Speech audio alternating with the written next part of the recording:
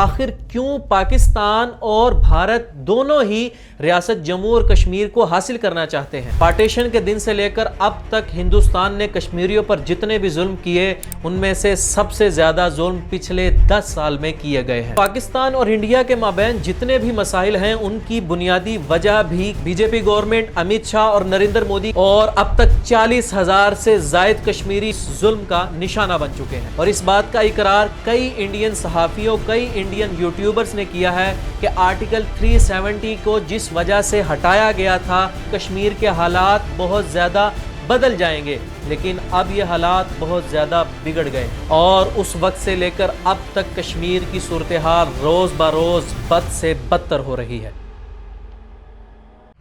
حلقہ میر تک نہیں پہنچے، لفظ تاثیر تک نہیں پہنچے،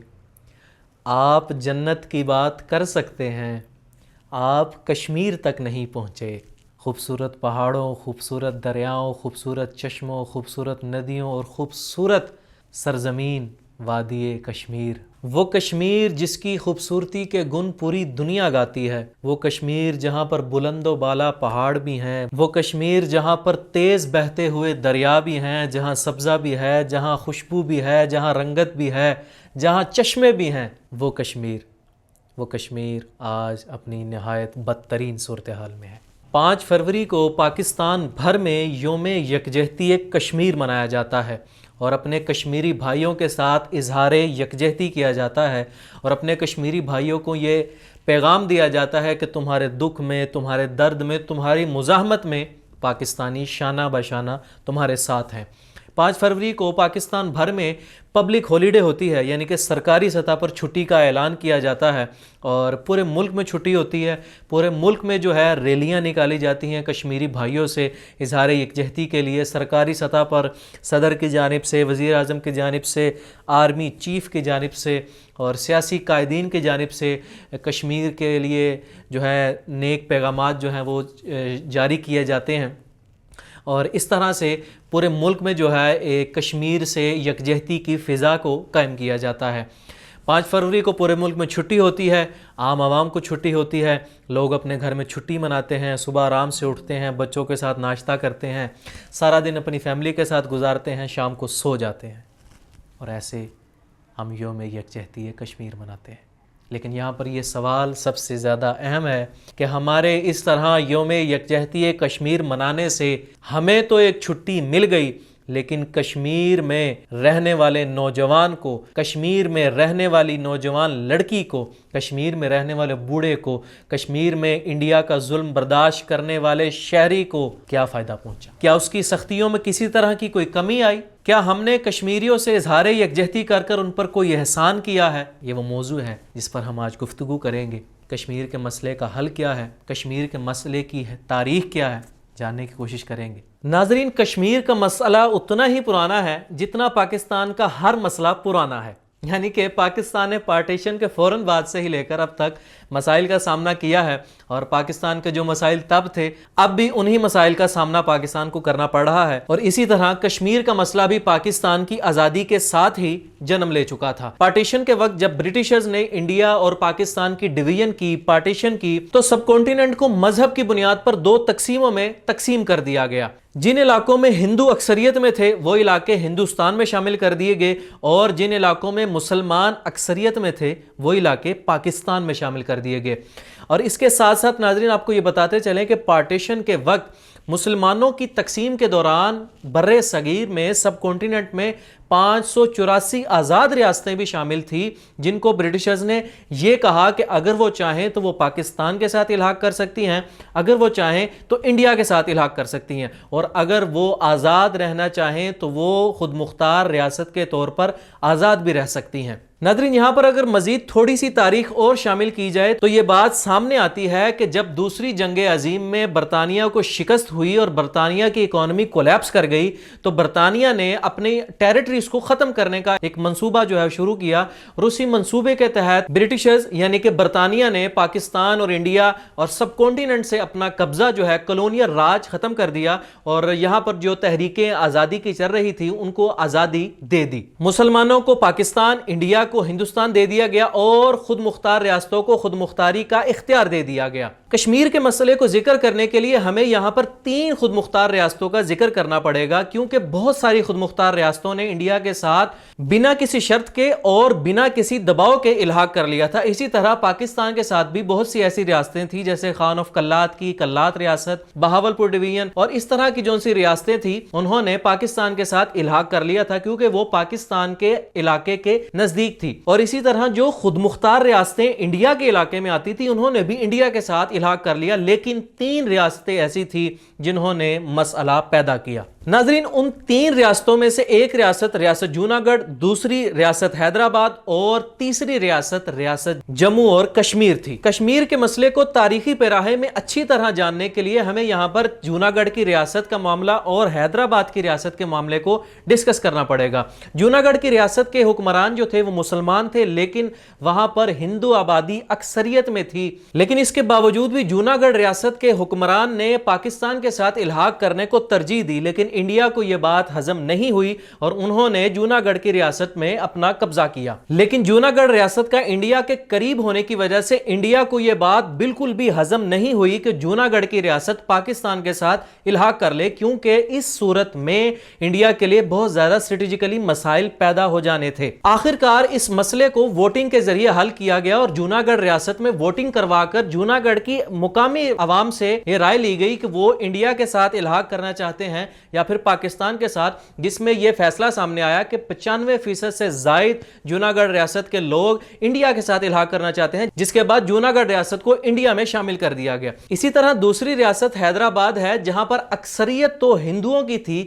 لیکن حکمران مسلمان تھا، اور حیدرآباد کی ریاست کی جغرافیہ بھی بہت زیادہ اہمیت کی حامل تھی، کیونکہ حیدرآباد انڈیا کے نقشے کے بالکل بیچ میں تھا۔ حیدرآباد کے حکمران چاہتے تھے کہ وہ پاکستان کے ساتھ الحاق کریں، لیکن انڈیا کے رقبے کے بالکل بیچ میں ہونے کی وجہ سے ان کے لیے فیصلہ لینا بہت مشکل تھا، جس کے بعد انہوں نے سردار ولبھ بھائی پٹیل، جو کہ انڈیا کے اس وقت کے سرگرم رہنما تھے اور ان ٹیریٹریز کے ایشو کو دیکھ رہے تھے، ان کے ساتھ ایک معاہدہ کیا کہ ہم 1 سال تک آپ کو دیکھتے ہیں، اس کے بعد ہم یہ جانیں گے کہ ہم نے انڈیا کے ساتھ الحاق کرنا ہے یا پھر پاکستان کے ساتھ۔ لیکن اس 1 سال کے دوران ہی انڈیا نے حیدرآباد پر اپنی فوج کے ذریعے قبضہ کر وہاں پر اپنا قبضہ قائم کر لیا۔ ناظرین، تیسری اور سب سے اہم ریاست جموں اور کشمیر تھی، جہاں پر اکثریت 80 سے 85% عوام جو تھی وہ مسلمان تھی، لیکن ان کا حکمران راجہ ہری سنگھ ہندو تھا۔ ریاست جموں اور کشمیر کی عوام چاہتی تھی کہ ان کا الحاق پاکستان کے ساتھ کر دیا جائے، لیکن راجہ ہری سنگھ کی خواہش تھی کہ انڈیا کے ساتھ الحاق کیا جائے۔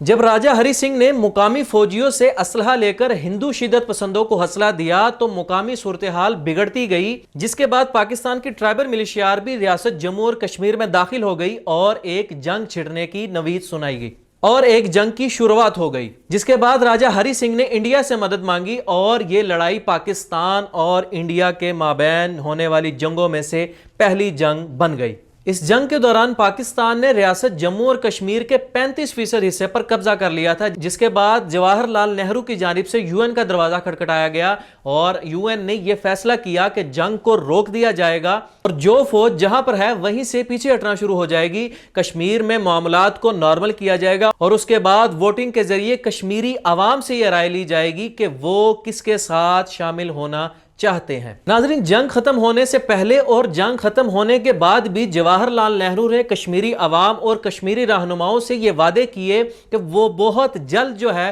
ووٹنگ کے ذریعے کشمیریوں کو ان کا حق دے دیں گے، اور UN نے بھی اپنی قرارداد میں یہی بات کہی تھی کہ کشمیریوں کا حق انہیں ویسے ہی دیا جائے جیسے ریاست جوناگڑھ میں ہندوؤں کو استصواب رائے کے ذریعے ووٹنگ کے ذریعے ان کا حق دیا گیا تھا، لیکن اس وقت سے لے کر آج تک انڈیا کی جانب سے کشمیر میں ووٹنگ نہیں کروائی گئی،